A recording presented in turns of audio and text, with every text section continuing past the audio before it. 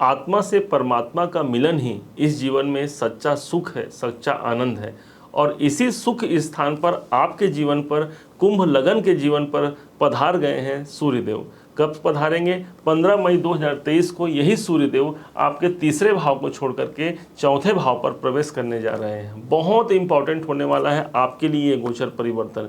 क्यों होगा? क्योंकि ये आपके सप्तम भाव केंद्र भाव के मालिक हैं और इसलिए भी विशेष प्रभावी होगा क्योंकि ये आपके चतुर्थ भाव सुख भाव पर आ रहे हैं। किसके घर पर आ रहे हैं? तो ये 2 नंबर लिखा है, अर्थात यहाँ पर वृषभ राशि से के स्वामी होते हैं शुक्राचार्य जी। शुक्राचार्य के घर पर सूर्य का आगमन हो रहा है जो कि दानव गुरु हैं।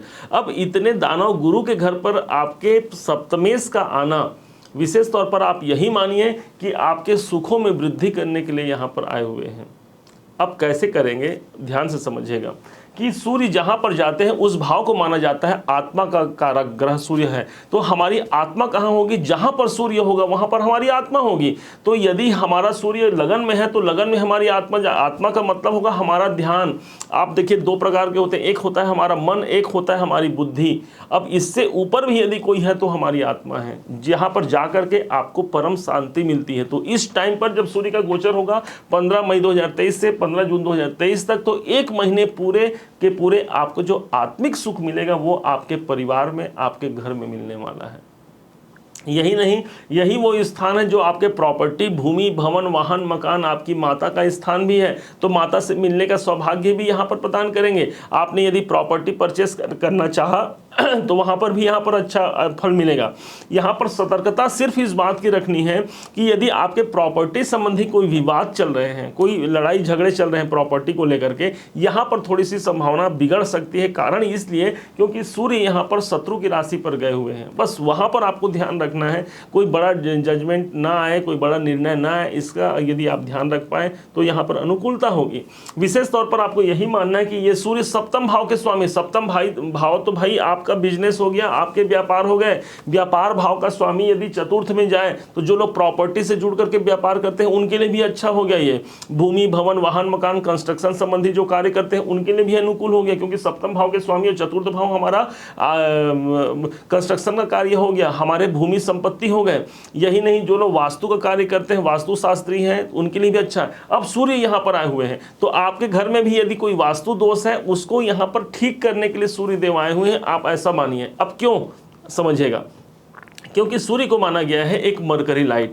एक मरकरी लाइट में वो पावर होती है, वो क्षमता होती है कि बहुत सारे जगह, जिस जगह पर ये जाए, जिस जगह पर इसका फोकस जाए, उस जगह को ये प्रकाशित कर दे। तो भाई आपके कहाँ पर आए हुए हैं? आपके आए हुए हैं चतुर्थ भाव पर, तो इस भाव को प्रकाशित करेंगे, मतलब कहीं ना कहीं वास्तु दोष है उसको भी दूर करेंगे। यहाँ पर सूर्य भगवान कोई ना कोई, आप देखिएगा इस 1 महीने के दरमियान आप अपने घर में कुछ ना कुछ वास्तु दोष यदि आपको मन में खुटक रहा है तो आप उसके निवारण के लिए आप प्रयास करेंगे और कुछ बदलाव घर में जरूर करेंगे, क्योंकि आपके आत्मा यहीं पर टिकी हुई है।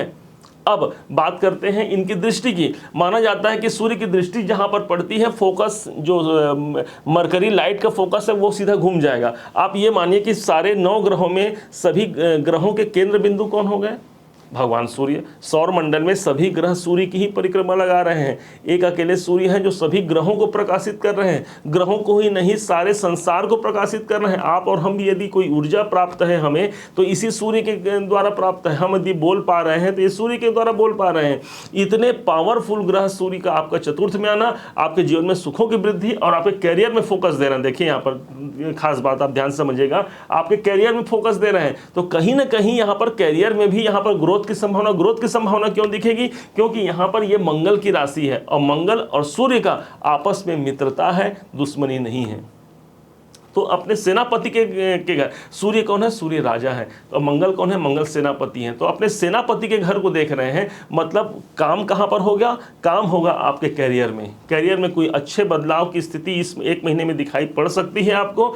जो लोग नौकरी का प्रयास कर रहे हैं, नौकरी में संभावनाएं खोज रहे हैं, उनकी नौकरी में भी यहाँ पर अच्छा संभावना मिल सकती है। विशेष तौर पर सूर्य शासन का प्रतिनिधित्व करता है, इसलिए जो लोग गवर्नमेंट सेक्टर से जुड़ करके कार्य करना चाहते हैं उन्हें लाभ, जो लोग शासकीय नौकरी प्राप्त करना चाहते हैं वो अपना प्रयास जारी रखें, हो सकता है इस दरमियान कोई अच्छा लाभ। जो लोग ऑलरेडी शासन से गवर्नमेंट जो जॉब कर ही रहे हैं उनको भी यहाँ पर लाभ की स्थिति।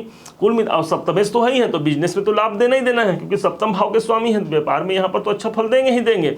अब यहाँ पर यही समझना है कि सप्तम भाव के स्वामी आपके चतुर्थ में आ रहे हैं, मतलब दाम्पत्य जीवन में भी यहाँ मिठास की संभावना, दाम्पत्य जीवन में कोई खटास चल रहे हैं, किसी प्रकार से समस्या आपस में पति पत्नी के मध्य बना है, या प्रेम संबंधों में यदि खटास बनी हुई है, तो यहाँ पर वो उन सब बातों की आपको ध्यान रखने की आवश्यकता है कि यहाँ पर बनने वाली है। एक बात का विशेष ध्यान रखना है, कौन सा बात?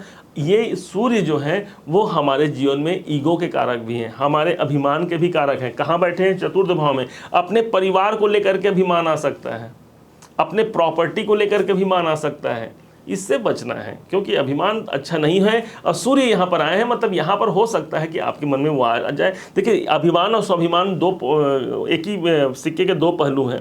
अभिमान मतलब कि हमें घमंड होना, और स्वाभिमान मतलब कि हमें उसको लेकर के अपने अच्छा फील करना कि हाँ भाई हम इस कुल से हैं, इस खानदान से हैं, इस घर से हैं, अपने हमारे पास ये प्रॉपर्टी है, इसको लेकर के स्वाभिमान आना अच्छी बात है। और निश्चय मानिए, यदि आप अभिमान नहीं स्वाभिमान करते हैं तो यहाँ पर आपने सूर्य को जागृत कर लिया है, आपने सूर्य के द्वारा दिए गए शुभ प्रभावों को आपने प्राप्त कर लिया है। अब इस सूर्य को अच्छा कैसे करना है? सूर्य को अच्छा करने के लिए हमने सभी राशियों के लिए एक ही उपाय बताया है, आपके लिए भी वही बताएंगे। सूर्य को अच्छा करने के लिए सबसे बड़ा उपाय है और सबसे सटीक उपाय एक ही कर लेना है, भानु प्रिय नमस्कार। भगवान सूर्य को यदि हम प्रणाम कर लेते हैं तो यहाँ पर भानु प्रिय, भानु मतलब सूर्य भगवान, प्रिय माने उन्हें प्रसन्नता मिलती है। नमस्कार भाई, राजा को प्रसन्नता किस में मिले? यदि कोई बड़ा व्यक्ति है उसको प्रसन्न करना है तो क्या बोलते हैं? प्रणाम।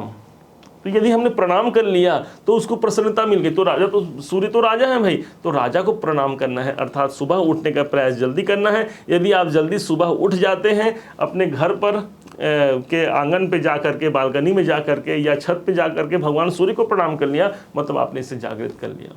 उम्मीद है आप इसे समझ पाए होंगे, और यदि आपने इसे समझा, इसे जाना, तो अपना प्यार भरा लाइक जरूर कीजिएगा। कैसा लगा आपको वीडियो जरूर बताइएगा कमेंट करके। और हाँ, यदि अभी तक आपने सब्सक्राइब नहीं किया तो सब्सक्राइब भी जरूर कीजिएगा। पुनः एक बार फिर आप सभी का दिवस मंगलमय हो, इन्हीं शुभकामनाओं के साथ जय श्री राम।